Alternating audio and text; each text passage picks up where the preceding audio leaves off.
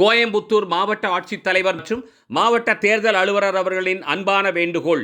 கோயம்புத்தூர் மாவட்டத்தில் இந்திய தேர்தல் ஆணையத்தின் உத்தரவின்படி தூய்மையான வாக்காளர் பட்டியல் தயார் செய்திடும் வகையில் வாக்காளர் பட்டியல் சிறப்பு தீவிர திருத்த முறை 2026க்கான பணி தற்போது நடைபெற்று வருகிறது. கடந்த நவம்பர் 4ஆம் தேதி தொடங்கிய கணக்கெடுப்பு பணி எதிர்வரும் டிசம்பர் 4ஆம் தேதி வரை நடைபெற உள்ளது.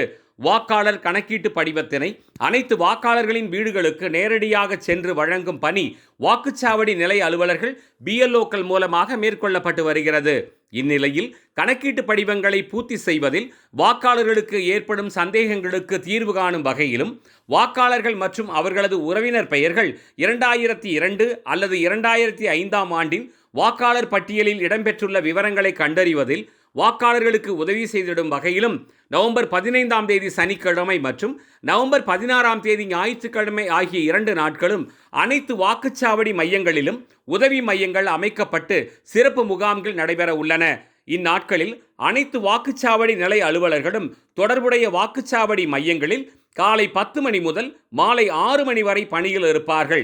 இப்பணிக்கு பல்வேறு துறை சார்ந்த அலுவலர்களும் தன்னார்வலர்களாக ஈடுபடுத்தப்பட உள்ளனர்.